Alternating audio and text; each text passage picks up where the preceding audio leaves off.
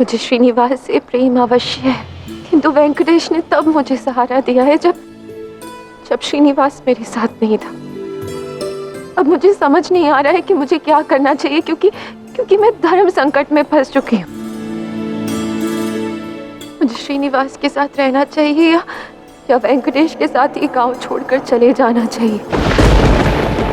अब जिस प्रकार पद्मावती के पास कोई प्राधिकार नहीं है कि मुझे किससे प्रेम करना चाहिए किससे नहीं, ऐसे ही मेरे पास भी कोई प्राधिकार नहीं है। भार्गवी, मैं समझ सकता हूँ कि तुम्हें वेंकटेश से भी प्रेम है, और भला क्यों ना हो। तुम्हारे इस धर्म संकट का एक उपाय भी मेरे पास है।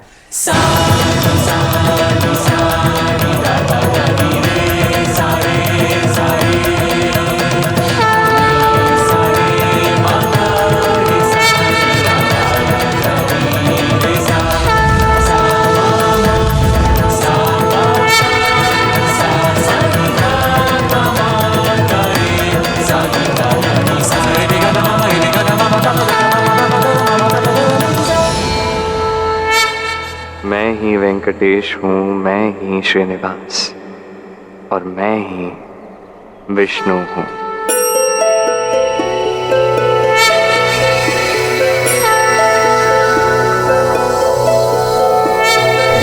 नारायणं नमस्कृत्य नरं चैव नरोत्तमं देवीं सरस्वतीं व्यासं ततो जयमुदीरये।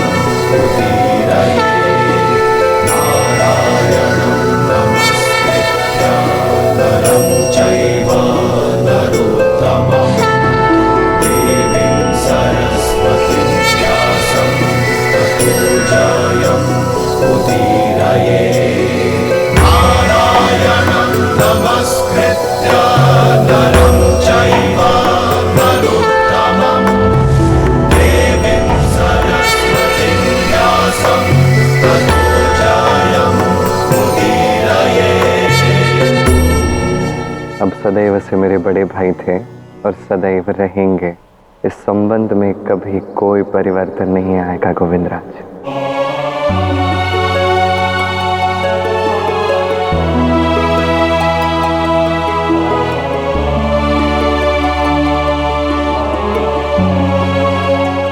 प्रभु, मैं ये तो समझ गया कि जिसे मैं अपना छोटा नटखट भाई श्रीनिवास समझ रहा था वो तो साक्षात नारायण है। किंतु मैं ये नहीं समझ पा रहा हूं कि आपने ये श्रीनिवास का रूप क्यों धारण किया। एक श्राप के कारण। मैं आपको श्राप देती हूँ, लक्ष्मी कभी ब्राह्मणों को नहीं मिलेगी। मैं चाहता हूं कि देवी लक्ष्मी मेरे घर में मेरी पुत्री के रूप में जन्मे। तथास्तु भृगु। मैं आज वचन देता हूं कि जब भी कोई व्यक्ति हम दोनों को अलग करने का प्रयास करेगा, वही व्यक्ति हमें निकट भी लाएगा। मैंने श्रीनिवास का रूप धारण किया ताकि अपनी भार्गवी से पुनर्मिलन कर सकूं। और जैसा कि आप जानते हैं, श्रीनिवास और भार्गवी की ये यात्रा कदापि सरल नहीं थी।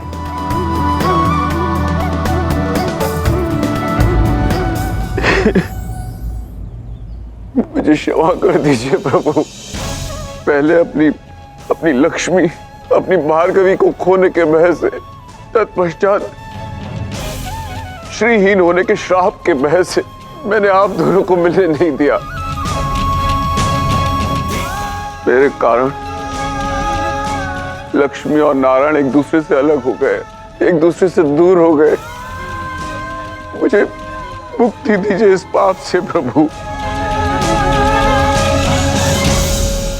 और मेरी पुत्री से विवाह कर लीजिए, अपनी लक्ष्मी से विवाह कर लीजिए प्रभु।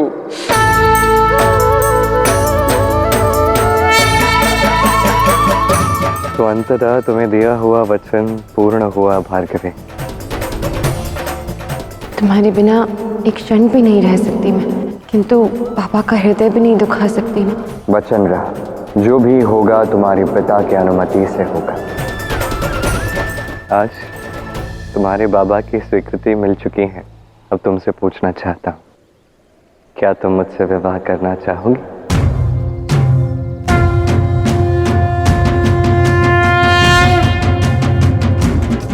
विवाह तो बस एक यथाविधि है, उससे हमारे संबंध में कभी कोई परिवर्तन नहीं आएगा। हमारा प्रेम तो इन सब से अधिक है। तुमने मुझसे कहा था ना कि श्रीनिवास के हृदय में सदैव उसकी श्री का यानी मेरा वास होगा। तो बस मैं तुम्हारे हृदय में ही ये स्थान पाकर प्रसन्न हूँ।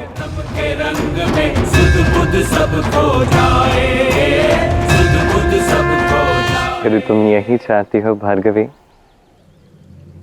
तो ये अवश्य होगा।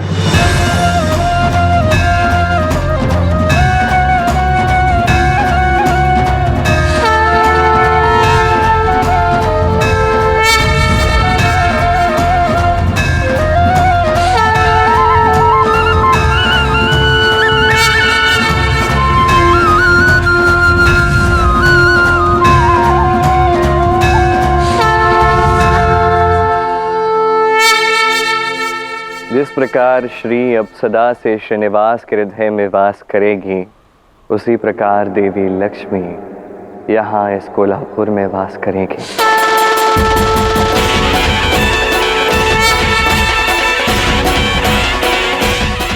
स्थान एक तीर्थ स्थल बन जाएगा और महालक्ष्मी का ये अंबाबाई स्वरूप स्थान पर सदा सदा के लिए पूजा जाएगा।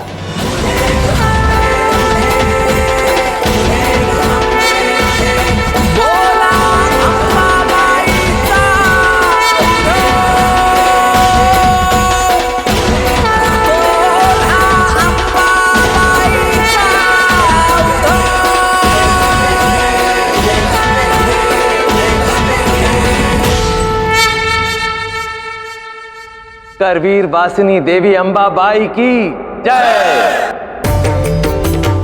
देवी महालक्ष्मी ने कोलासुर का वध कर और यहां स्थापित होकर कोल्हापुर वासियों को और अपने आने वाले भक्तों को बहुत बड़ा आशीर्वाद प्रदान किया है। और वो आशीर्वाद ये कि देवी अंबाबाई के रूप में देवी यहां आने वाले सभी भक्तों और श्रद्धालुओं को और कोल्हापुर के सभी निवासियों की सदैव एक मां की भांति रक्षा करेंगे। इसका क्या अर्थ है महादेव? क्या श्रीनिवास और भार्गवी की यात्रा समाप्त हुई? नहीं गौरी, अभी इनकी इस महान प्रेम गाथा का एक पड़ाव शेष है और उस पड़ाव का संबंध वेंकटगिरी से। प्रेम स्वामित्व नहीं है, प्रेम आत्मसमर्पण, प्रेम अपने प्रिय को खो देने का भय नहीं, उसे पूर्ण रूप से स्वतंत्रता देने की उदारता है। ये प्रेम तभी सत्य है जब ये आपको बांधता नहीं, अपितु आपका आत्मविश्वास जगाता है। प्रेम तभी सत्य है जब ये आपको स्वयं से प्रेम करना सिखाता है। बस यही पाठ इस संसार को पढ़ाने के लिए मैं और लक्ष्मी श्रीनिवास और भार्गवी के रूप में यहाँ पधारे थे।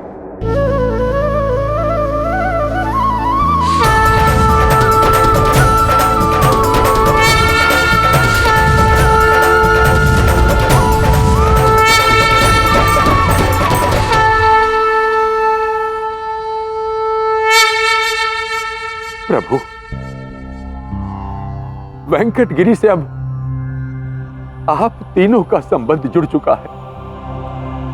मेरी आपसे प्रार्थना है कि जो भी मनुष्य इस मंदिर में आए उसे आपका आशीर्वाद प्राप्त हो।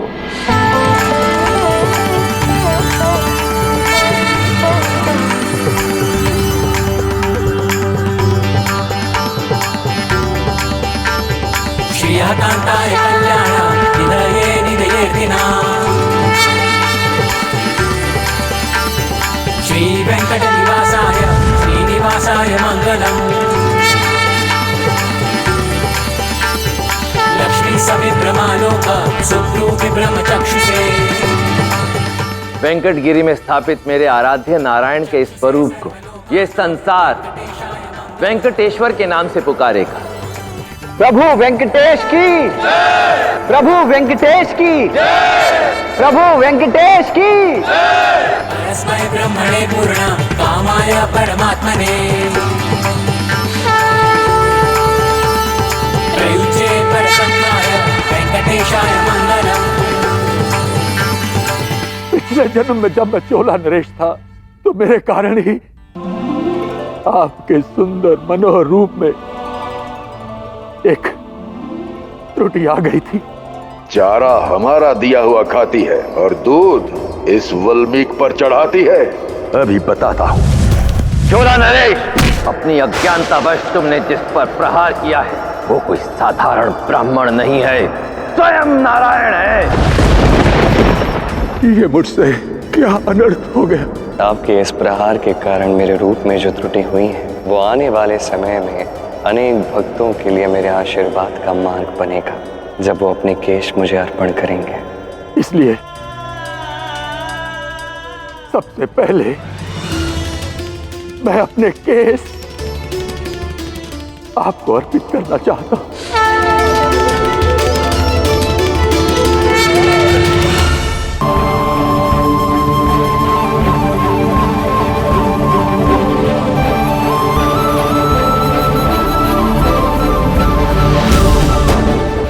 भविष्य में जो भी भक्तगण वेंकटेश्वर के इस मंदिर में आएंगे, अपने केश दान करना उनके लिए एक महत्वपूर्ण प्रथा बन जाएगा।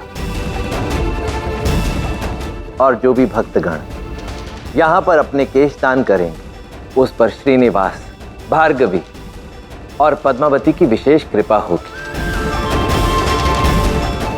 और उसे अपने जीवन में दोगुनी समृद्धि और धन की प्राप्ति होगी।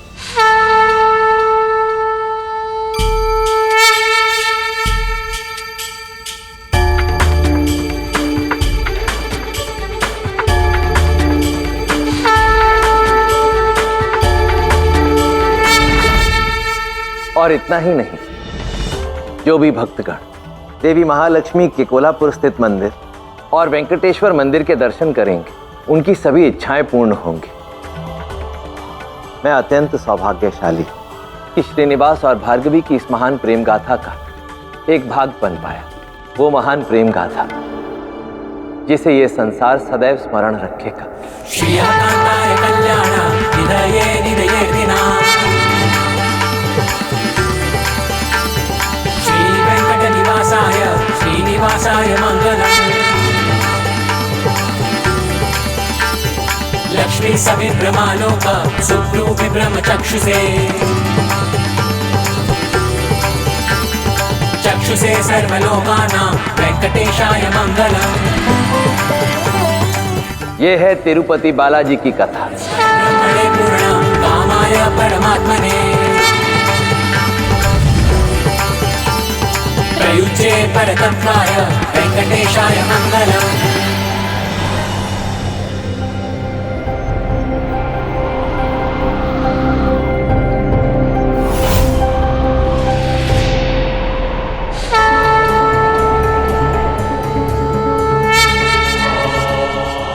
लक्ष्मी नारायण की लीला तो अपरंपार है।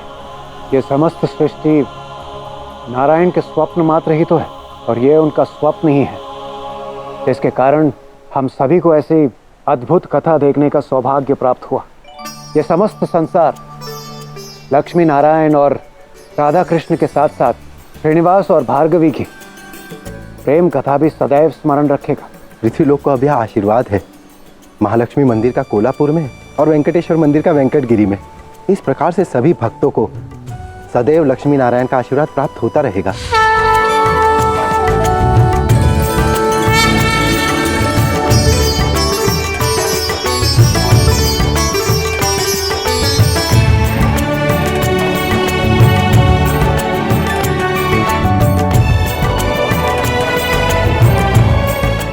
ऐसी दिव्य कथा देखने का सौभाग्य प्रदान करने हेतु हमें देवी लक्ष्मी और प्रभु श्री हरि नारायण का धन्यवाद करना चाहिए।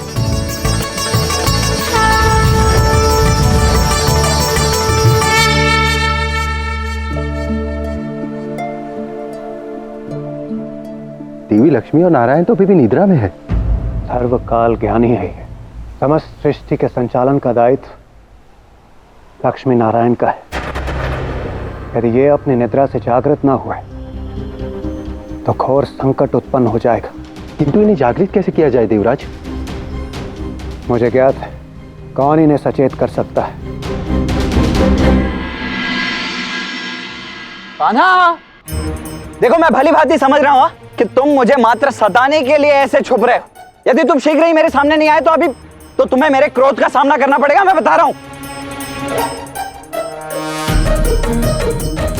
स्वयं ही मुझसे कहा कि प्रातः प्रातः कहीं चलना है तो तैयार रहना। अब मैं तैयार हूं तो न जाने ये कहां रह गया। कान्हा ना, प्रत्येक दिवस चिंता का कोई ना कोई कारण मुझे देना इसके लिए अत्यंत आवश्यक है। पूर्ण नगरी में ढूंढते रहो इसे। कान्हा, कान्हा, कान्हा।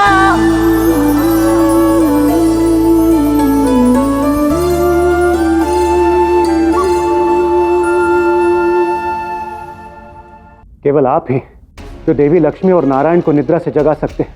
यदि इसी प्रकार वो निद्रा अवस्था में रहे तो सृष्टि का संतुलन नष्ट हो सकता है प्रभु। सृष्टि के असंतुलन की प्रक्रिया तो प्रारंभ हो भी चुकी है। किंतु महादेव, आपके कहने का तात्पर्य क्या है? समय का अंतर देवराज। आपके देवलोक पर तो कुछ ही क्षण बीते हैं, परंतु धरती लोक पर कई माह बीत चुके हैं और वहां लक्ष्मी नारायण की अनुपस्थिति का प्रभाव उनके भक्तों पर स्पष्ट दिखाई पड़ रहा है।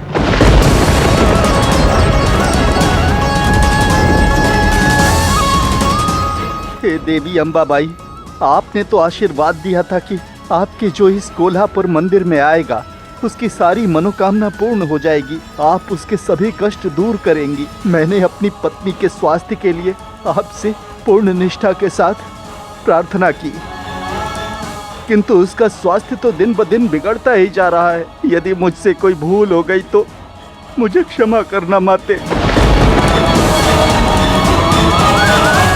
मैंने सुना था कि यह केस दान करने पर भक्तों की मनोकामना पूरी होती है और उन्हें 2 गुना धन और संपत्ति का लाभ होता है। मेरा ऋण तो बढ़ता जा रहा है प्रभु। महादेव, कृपा कर लक्ष्मी नारायण को सचेत कीजिए, अन्यथा भक्तजनों को इसी प्रकार पीड़ित होना पड़ेगा प्रभु। मैं स्वयं यही चाहता हूं देवराज कि लक्ष्मी नारायण शीघ्रातिशीघ्र अपनी निद्रा से जागृत हो जाएं, परंतु मुझे खेद है कि मैं ऐसा नहीं कर सकता। मैं ऐसा करने में असमर्थ हूं। महादेव, यदि आप लक्ष्मी नारायण को सचेत नहीं कर सकते तो इसका समाधान क्या है महादेव?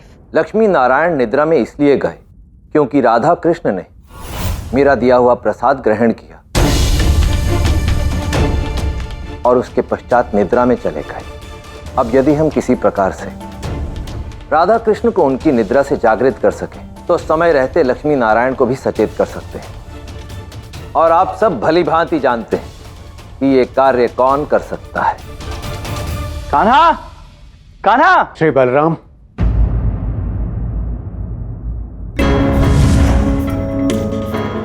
देवगण, आप सभी यहाँ अचानक? प्रणाम। प्रणाम।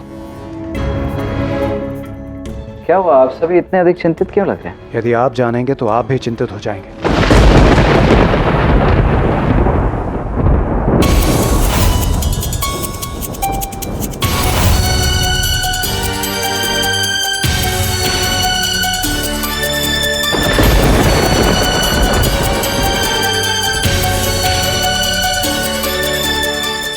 यदि लक्ष्मी नारायण को निद्रा से जगाया न गया तो अनर्थ हो जाएगा।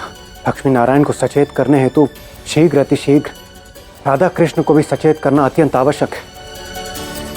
इस संकट से मुक्ति पाने हेतु अब आप ही हमारी सहायता कर सकते हैं।